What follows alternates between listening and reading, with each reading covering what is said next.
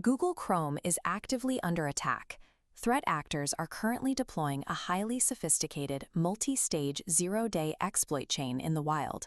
This dossier highlights the two vulnerabilities driving the crisis: CVE-2026-3909 and CVE-2026-3910.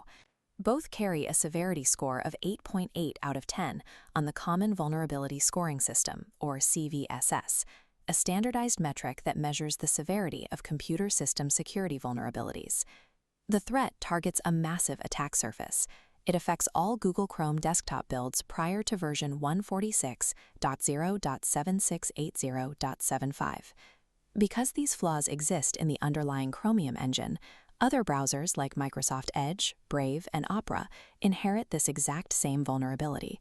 According to the Exploit Prediction Scoring System, or EPSS, a data-driven model estimating the likelihood of a vulnerability being exploited, this threat sits in the 95.67th percentile for imminent exploitation.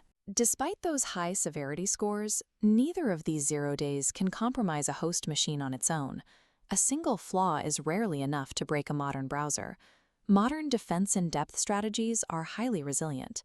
To achieve full system control, attackers must engineer complex, chronologically dependent chains, linking multiple vulnerabilities together to cross restricted boundaries. Chrome's defense architecture encloses the renderer process inside a strict sandbox, isolated from the operating system.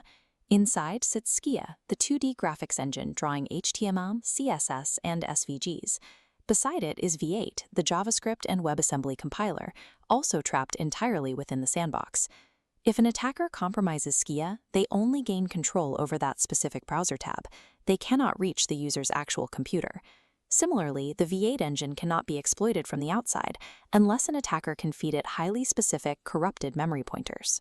To bypass the sandbox, the attacker must weaponize a memory corruption in Skia to gain read and write privileges inside the renderer, and then use those privileges to feed a fatal error directly into V8.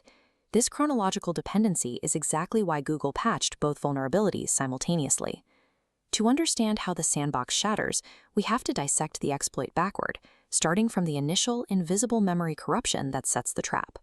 The attack begins with a seemingly innocent standard HTML web page containing a crafted scalable vector graphics, or SVG, image file. This is a pure network-level attack. It requires zero user interaction beyond simply navigating to the malicious URL.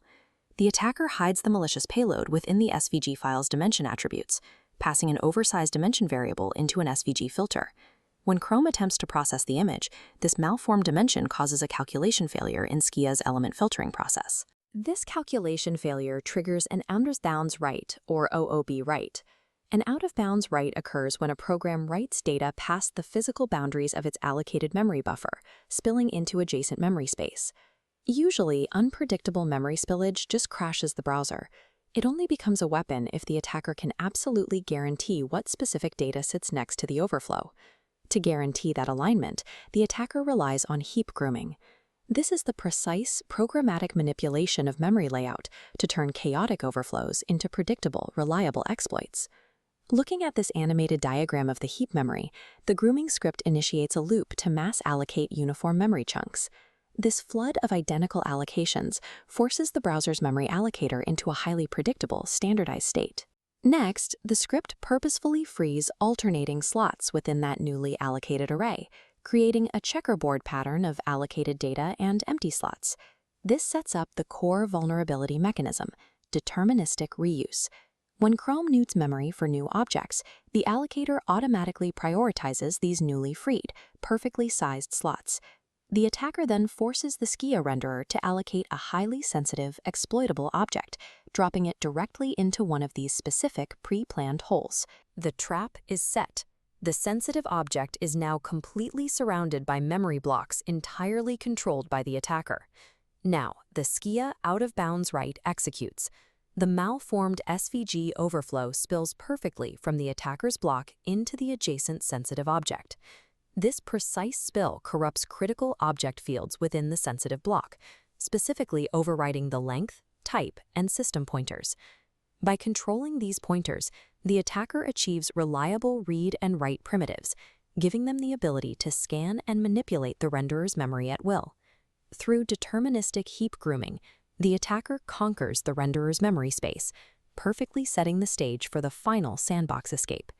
Despite gaining total control over the renderer's memory, the attacker's code is still trapped inside the browser tab's sandbox.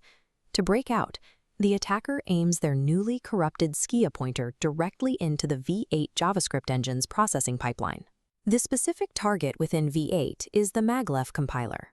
The maglev compiler is an internal component responsible for rapidly optimizing and translating JavaScript into native machine code. This flowchart represents the maglev compiler pipeline. The second vulnerability, CVE-2026-3910, exists right here in the phi untagging pass. Because of an inappropriate implementation, this pass fails to properly validate the corrupted pointer handed to it from the Skia exploit. This validation failure results in a catastrophic error known as type confusion. In a type confusion flaw, the compiler misinterprets the nature of the object. It is tricked into treating an unsafe, attacker-controlled memory address as legitimate, executable code.